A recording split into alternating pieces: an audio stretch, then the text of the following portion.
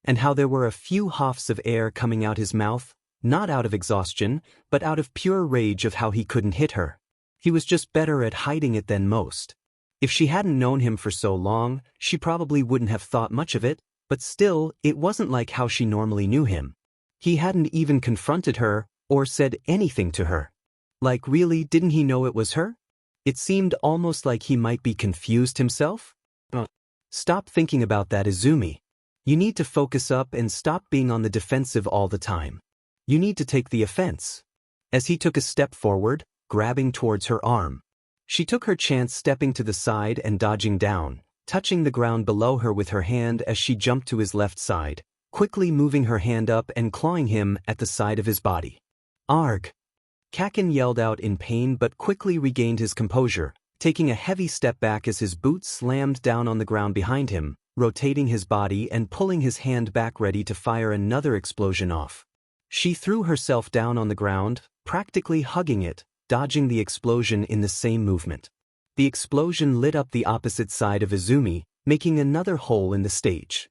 Kaken yelled out a frustrated grunt, moving to kick Izumi but not acting quick enough before she rolled over to her side and pushed herself off the ground, spinning around to run in the opposite direction of Kachen. She kept facing away from Kachen, closing her eyes as she let her ears guide her, zoning out any other sounds as she heard the boom and whooshing and clattering of his clothes, following the sound as it got closer and closer and closer, till she threw herself down on her back, letting Kachen fly over her as she reached up and gave him another clawing, scratching him at his torso as she quickly made flip backwards, rolling to her feet. Kachen wasn't entirely ready for that. He clutched himself with his arm as he reached out to brace himself for the landing, make an explosion so that his trajectory wouldn't land him in the grass, but it also meant that he didn't have a great footing when landing. Something Izumi could exploit. One extra scratch to the side. This was starting to go for a while. How is he still standing? He was starting to bleed at this point, the tension in his legs was getting more and more visible, and his torso was starting to get littered with bloody scratches. Even if they weren't super deep, they were still enough to hurt him or at least annoy him. His entire jersey is even starting to get soaked in it. Her feet started to feel like they didn't want to move as quickly as before, feeling herself slowing down ever so slightly. A nagging voice in the back of her mind watching Kaken's difficulty moving and his panting for air as the smell of metal filled her nose. It didn't feel right. This didn't feel right. This couldn't be how heroes acted. She took a small jump back, tiptoeing around in front of him. He looked at her with a shocked expression. Pupils dilated as he stared at her, with his expression hardening and getting more upset, turning into a straight-up furious one. Hey! Why the F did you stop? She spoke with a small voice. Because I'm not a dash. Speak up, pelt. I said. You can barely stand as is, and I'm not such a monster that I'd keep beating and slashing someone repeatedly for no reason. She started loud, but her voice got progressively lighter and silent as she went on. The F you mean? She could have sworn that she saw a vein pop on his throat, really exploding in anger. What do you think this is? This isn't time for you to play around. Do you even know what the F we're fighting for? And you stop, for what? Because I look hurt? She breathed out a small sigh, rolling her eyes for a fraction of a second. You're bleeding from top to toe, you can barely stand, and I just don't like doing this. So I'm just going to finish it. Really think you got this in the back, don't ya? The words came out of gritted teeth, as he did little to hide his pure displeasure at every little word Izumi was saying. You think you're so tough and strong that you can just beat me like this? Like I'm nothing. No, that's what hi. You're not gonna listen to whatever I say. She turned into a whisper only she could hear as she vaulted backwards ready to leap at him. Maybe it was time to just finish this fight. She was already exhausted from dodging and been on the run all the time. Kaken probably didn't feel okay either. Maybe just finish it quickly and get it over with. She locked her eyes on him as she went on the offensive, pushing him backwards as she hit him a few times, but instead just focused on getting him to the edge. She just had to keep pushing. Kaken wasn't really used to being on the defensive, so as long as she was just going for the kill, she might have a chance. There were only a bit of her clothes that were singed, as her quirk was working its magic and stopping the fire from really doing anything. This might actually work out in her favor. Lighting sprouts from around his left arm and torso, what looks like energy, courses through his body. She looked confused on his entire body, lighting up with sparkling energy, as the lightning intensified. She was completely mesmerized and lost in her thoughts of something so weird and new that she noticed too late that the punch had gotten terrifyingly close to her. She tried to react and shield herself from the punch, but she wasn't quick enough and only got one arm up before it connected and she was sent flying, going across the arena in a matter of seconds as she noticed that she was on the opposite side, flying over the grassy out of bounds. She stared at it as she was lost in bewilderment at what had just happened. Wasn't she just about to kick Kaken out of bounds, and now she is about to go out of bounds? How? Why lightning?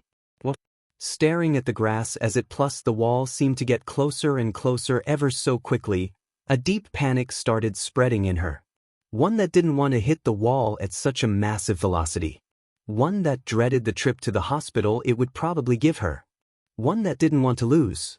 With a rush she felt the similar airy feeling she had at the villain training, as she almost felt the air stop around her as everything slowed down. Without thinking much she tried to flip around to stand somewhat upright, seeing the long distance between herself and the arena, as she pushed down with her feet, connecting a solid that wasn't the ground as she jumped towards the arena. Hovering over to the concrete as she landed on it, breaking her fall with arm as she rolled over on the ground, landing safely on the arena. She breathed in and out heavily, as she realized just how out of breath she felt, how much the punch had ripped out all of the air in her lounges. She clutched her chest as she coughed violently, heaving for each breath, making a great effort out of staggering to her feet again, as every part of her body was aching. It felt like she had run a marathon with how exhausted and shaky her body felt. As she came to her feet, wobbling in place as she tried to get a good stare down Kaken, reaching her hands up in a fighting position. What in the world did he just do? Teeth. He kicked at the gravel and sand-covered walkway as he walked down the promenade along the beach, seething under the morning sun. It had already been a week and that goddamn nerd still hadn't gotten back to school, and there hadn't been a peep from him or auntie about anything. If what Mom heard is true, then the nerd has been in a coma since that sludge villain fought them. Which just made the whole situation just so freaking great. The hell did he think? Going up against someone 4 times his size, with nothing more than a stupid school bag and an over-inflated hero complex. What? He really thought he could be a hero. A hero while all the actual ones did nothing, while even himself was out of commission. Him with his no quirk, no strength, and no possible way of compensating for it. Why can't he just get it that he can't be a hero? Really believing that could ever be better than him? While having never trained in his entire life. Would be better for everyone involved if he just stopped pursuing this pipe dream of his. Just look at how worried Auntie became because of his stupid antics. Or how Mom had to check up on her to make sure she was fine. He should just give up and stop worrying everyone who cares about him. Gorg. He should just stop before it's too late. Why even go out of your way to try and save me, idiot? Like it'd change anything. Ah, there you are. He heard the loud yelling before he saw him flying down to the ground. The ground shook, as the loud and shaking slam of the ground sounded and everything shook around him all at once. A strong wind shear broke out that almost knocked him down, but he managed to keep his composure, somewhat. As he looked up from the dust flying around with it beginning to settle, he saw All Might standing in front of him with parting of the dust. I finally found you. You're quite the slippery little whippersnapper, young boy. I've been trying to look for you for days. Ha ha. He stared bewildered at the tall man, trying to ignore the nagging feeling about him having looked for him for days apparently, as his brain tried to catch up with him. It fortunately didn't take too long before his bewilderment turned to shock and then weird anger. The F are you doing here? Oh, language my boy. It is not very becoming to use such crass words. You need to set a good example if you want to become a hero. He held his stare at him as he tried not to react to what he was saying. This entire situation felt way too bizarre for him to think it was actually happening. I hope I didn't interrupt you in anything too important, but I did really want to see you again. Whatcha mean you've been looking for me? You stalking kids now? He looked blankly at Katsuki as it seemed like realization and shock started to spread at how his words had been interpreted. And no, that's not what's going on here. I wanted to tell you about something and ask you a very serious question. And that is dash. He stopped mid-sentence as his whole body started shaking, which in turn got worse and turned into convulsions, and then puff. In the place of where All Might had been was a smaller and frilier-looking man. He moved to a battle stance as he looked a bit puzzled around, unsure of if he should pounce on this man, All Might, or if it even really was All Might, but why did he look like that? Who the hell are you? The skeleton-looking man opened his mouth to talk as blood splattered out of it. As he coughed violently, it made Katsuki take pause as he lowered his arms a bit. Was he supposed to call an ambulance, or was he meant to beat him up? Was impersonating All Might even a crime? He stood there for a moment before he kicked himself for having such thoughts, looking through his backpack to find a handkerchief, walking over to the frail man and giving it to him. He took it as he covered his mouth, wiping away the blood as he drew in a breath through his mouth. Thank you, young boy. The man was wheezing for air as he tried to compose himself, stretching his back while holding his hand to the lower end of it, holding himself in place. Yeah, right. Still hasn't told me who you are. Why are you impersonating All Might? He shook his head with his eyes closed as he seemed disappointed at the question. You misunderstand, I am All Might. He looked at him as if he was really trying to make him believe that. It was clear just looking at him that he was nothing like All Might. I know it might be hard to believe, but it's the truth. He took in a deep breath, holding his hand to his chest as he let it out again. A couple years ago I was in a large altercation and it left me in a very horrid situation. He lifted his shirt to show a large scar covering over half of his torso. It has made it difficult to continue my hero work. He sighed. I get tired very quickly. Have these large spikes of pain randomly. And I can't do my work for much longer than 3 hours a day. And it's just completely infeasible to continue like this. Katsuki stood stunned, not really knowing what to say.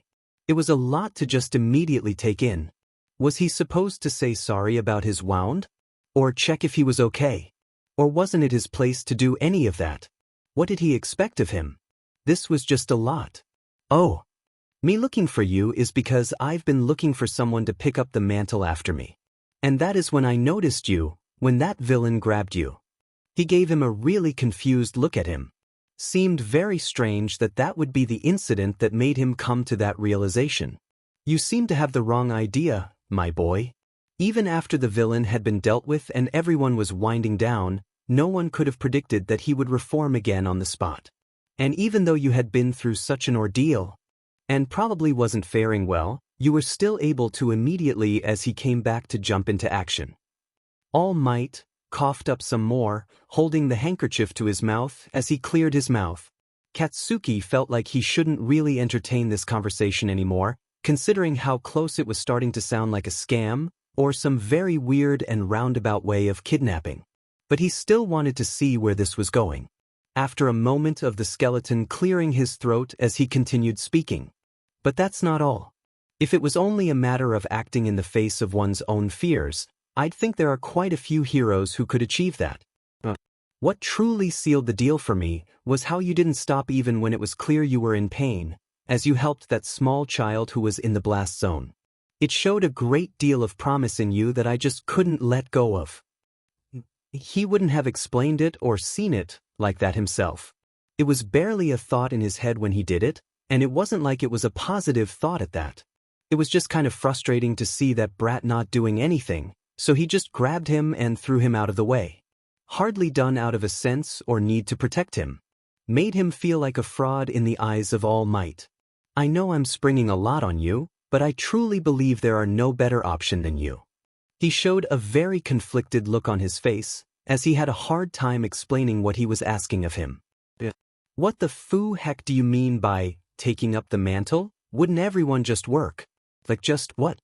It's not simply because I want to train someone to take my place as a great hero, but because I need someone to be my successor. How is that any different from picking up the mantle? My quirk is a rather peculiar existence. He breathed in a very shaky and nervous inhale as he tried to get the willpower to say what he wanted to say. My quirk is transferable. My mentor gave it to me, as hers gave it to her, and so on and so on. It has changed hands many times, and gained more and more power with each holder. I have long been pushing it back, refusing to find one and instead resign myself as being the last, but maybe I'm just a bit too selfish or scared about being the last. And maybe I just want to see my master's legacy continue forward even after I'm gone. Maybe it's a bit selfish. He chuckled to himself a bit at his own words. He didn't like saying it, but this was kind of confusing him. Who would be stupid enough to believe this stunt? A quirk that can be transferred, yeah, as if this was some practical joke, it wasn't working. Definitely not. He does seem earnest. And All Might doesn't usually lie. So even if I'd agree to this, and I'm definitely not saying I'll accept this, how the F does one even transfer a quirk? How would any of this make sense? A moment went by as he seemed to weigh his words. What would be best to say? He took in a deep breath before looking straight ahead, and in a poof he was his recognizable buff self. I just have a feeling that it should be you. His eyes unwavering as he looked ahead. Not looking down at Katsuki or through him, but just straight at him. At what he could become. For some reason it felt unnerving. The fact that he would have such unwavering faith in him for no apparent reason. Feels like it shouldn't be like it. Fine. The hell do you mean, old man? As he stared slack-jawed out over the dirty, trash-filed beach with an expression that could probably kill a man. You seem pretty strong already, even without any additional training, but that doesn't mean that you'll be fine when I give you my quirk. I'd rather be safe than having you die from too much exertion. Don't worry too much though. I can't imagine it's going to take too long for you. He laughed his stupid laugh as he patted his back a bit too hard, as he stumbled a bit forward, catching his footing before he fell down. Can you repeat what you just told me? Well, isn't it obvious? You're going to clean up everything and organize them, ha ha h. No, it wasn't. Thought I'd gone deaf for a moment. Come now, my boy. I believe in you. He stared down the beach with an increasing feeling of annoyance growing. A tic and headache growing in his head. Whatever. Let's do this. He walked forward with purpose and grabbed the first thing he saw, and threw it over on the other side of the space. This is gonna make me so mad, I just know it. Izumi present. She grabbed her chest with one hand as she held her leg in the other, trying desperately not to fall over as they shook under her weight. It was difficult to breathe and stand upright, as her legs felt like they could buckle at any moment with her probably passing out immediately afterwards. Her ribs were definitely broken at this point, and her legs exhausted, adding on top what was probably quirk exhaustion, and she was not doing well. And this was only after one punch, and she was almost completely knocked out. He hadn't even been able to hit her most of the match, and she had been pretty good at dodging his explosions, so the fact that he only had to land one on her made her a way more concerned about the whole thing. How was she supposed to beat him when she could barely stand up herself? Breathing in broken and shallow breaths, she tried to assess the situation, while not overexerting her body too much. The entire stage had craters littered everywhere, with debris obscuring her view, and then there was the place that Kaken had punched, which seemed almost like it had caved in. She knew he was good at his quirk, but is this really how his quirk works? Gods know she has a lot of experience with it, but this doesn't feel like something she has felt before.